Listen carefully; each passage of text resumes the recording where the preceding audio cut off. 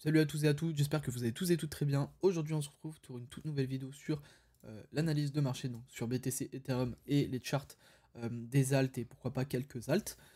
On va voir pourquoi BTC pump autant et qu'est-ce qu'il risque de faire. Pour moi, les scénarios à privilégier.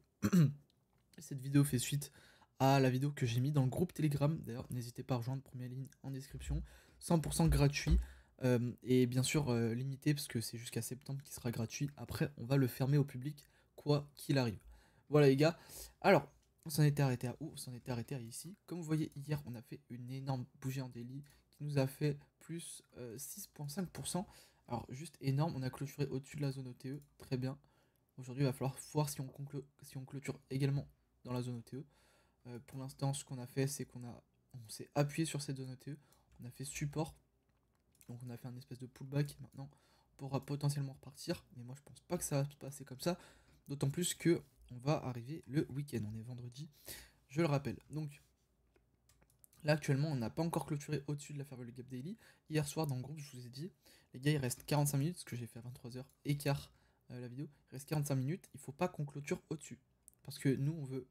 Enfin, pas on veut, mais on veut voir graphiquement quelque chose qui aille plus vers le bas, parce qu'on n'est pas venu récupérer les grosses zones au niveau des 70 000.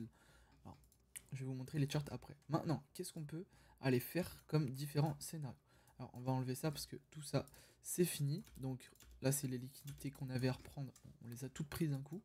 Donc c'est nickel. Donc, Fair Value Gap Daily, ce qu'on veut voir. Premièrement, donc l'un des premiers scénarios que je privilégie, c'est qu'on aille direct, hop, en bas, chercher bien plus bas, logiquement. Et le but, ce serait vraiment qu'on retombe dans un premier temps ici, et qu'ensuite, on reparte bien plus bas au niveau des 69 000. Ce serait vraiment la target. Mais après, si c'est pas le cas, quoi qu'il arrive, on viendra recharger ici. Et surtout en weekly, vous voyez, c'est la grosse zone de fair value gap. Donc, pour être intéressant, soit de s'y appuyer, soit de la traverser, pour que ça devienne une inversée de fair value gap, et que par la suite, on fasse quelque chose comme ça, et qu'on retombe encore plus bas. Donc je vais quand même laisser ça pour l'instant. Maintenant, on se remet en daily. Deuxième possibilité, c'est que on aille un peu plus haut. Hop, on aille un peu plus haut. Chercher, alors c'est pas la bonne.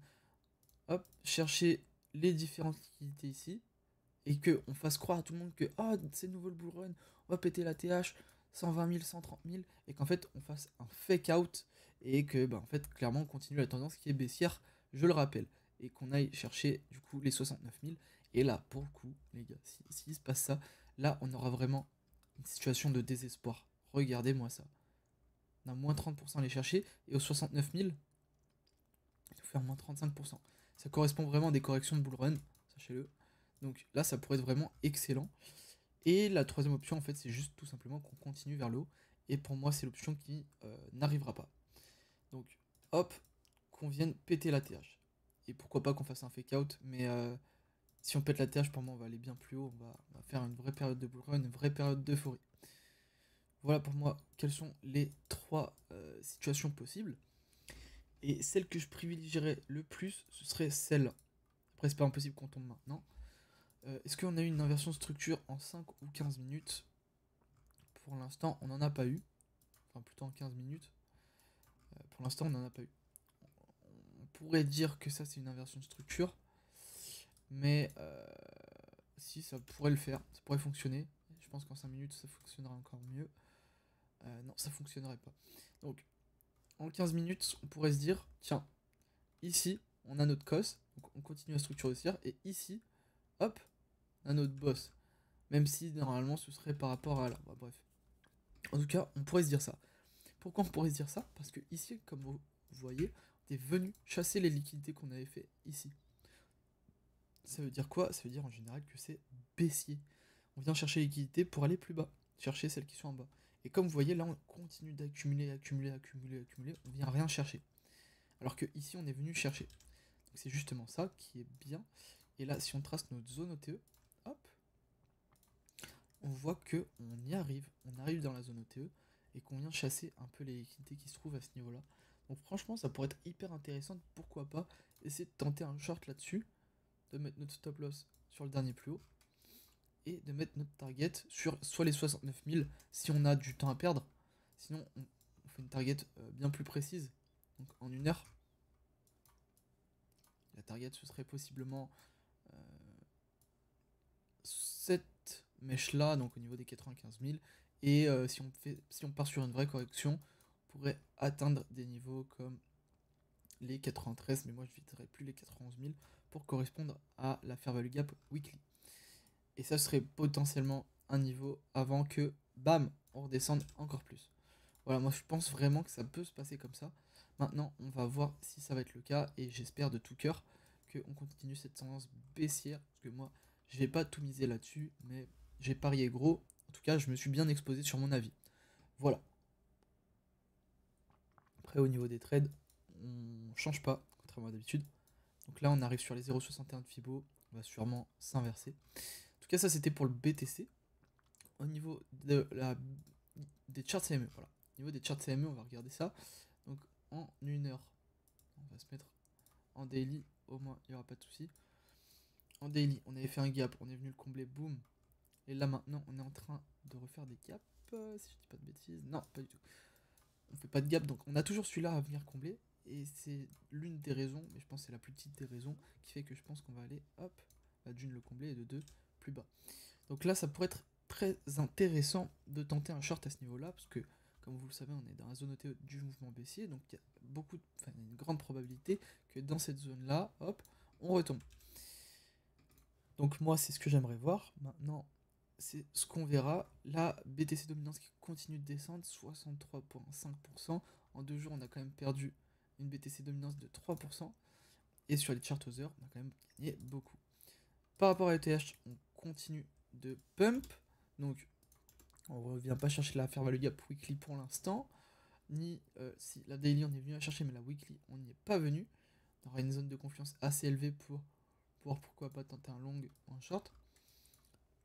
Voilà. Donc, en vrai, les gars, il y a pas mal de choses qui nous indiquent que sur les alts, du moins, on a un retournement. Sur BTC, on l'a, mais à court terme.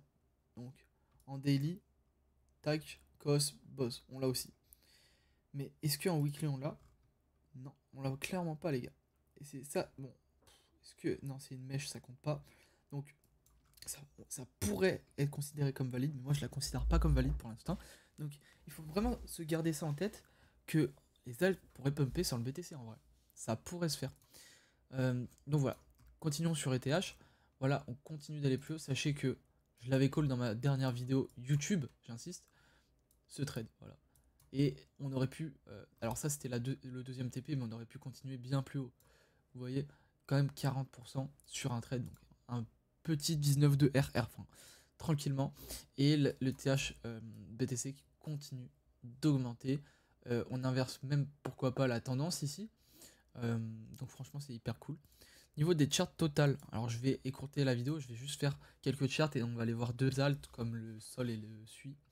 Donc chart total tout court. Est-ce qu'on a inversé? Hop, on a clairement inversé et vous voyez on est revenu sur des niveaux même assez élevés, hein. On est revenu à 3,2 trilliards, ce qui est énorme, ce qui en fait est surtout dû au Bitcoin, hein, parce que là-dedans on n'exclut pas le Bitcoin, ce qui me paraît logique.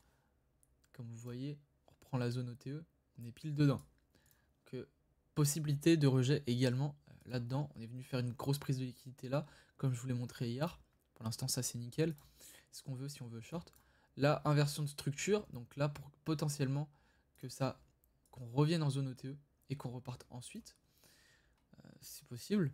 Maintenant, aux heures, c'est la même chose. Inversion de structure. On a fait un pullback des FVG des différentes zones, comme par exemple cette zone en daily, on s'est appuyé dessus, bam, on repart direct. Donc là, on gagne vraiment pas mal. Et niveau de la loser dominance, on continue notre range. Donc là-dessus, rien de nouveau, on continue de range. Par contre, ce qu'on peut remarquer, c'est qu'à chaque fois, on vient chasser les liquidités. On vient enfoncer plus bas à chaque fois. Donc ici, on chasse les liquidités. Donc pourquoi pas péter ça par le haut. Voilà ce qui pourrait être possible. Maintenant, on va voir Solana. Donc Solana, on a clairement inversé la structure, comme vous voyez, cos, boss. Et ici, on est en daily, vous voyez qu'on a fait des grosses bougies. Ce qui serait assez intéressant, une zone de short qui serait assez belle à prendre serait cette fair value gap qui a déjà été touchée 2 fois. Et ben ce serait pourquoi pas bien de se faire rejeter une 3e fois. Triple tap, même si en général on vient la traverser, là ça pourrait correspondre avec le Bitcoin, mais étant donné qu'on a inversé la structure, je sais pas, ou du moins on pourrait se faire rejeter pour revenir dans la zone OTE, confirmer cette inversion de structure et repartir après chercher la zone OTE de tout mouvement. C'est là que ça pourrait être intéressant de chercher une zone. Ensuite on a SUI, pareil on inverse la structure, correction de cette baisse en A, B puis C. Alors le C serait plutôt là, mais en vrai là vu que c'est plus une impulsion baissière et qu'on a vraiment changé de structure, ce serait plus une montée en 1, 2, 3, 4, 5. 1, 2, 3, 4, et là on aurait notre 5e. Donc pour le coup, là on aurait terminé notre hausse, et là il faudrait chercher des setups de baisse d'après la théorie des vagues d'Elliott. Donc pour moi, ce serait plutôt un truc comme ça, et ça m'étonnerait pas. On peut aller regarder et zoomer là-dedans en court terme, voir ce qui se passe. Pas de prise de liquidité pour l'instant, par contre inversion de structure, cause boss, on le remarque bien. Et on vient chercher la zone ETE à la perfection, encore une fois. Pour l'instant, c'est pas fait rejeter. Donc on va peut-être zoomer, voir s'il n'y a pas eu d'inversion de structure là-dedans.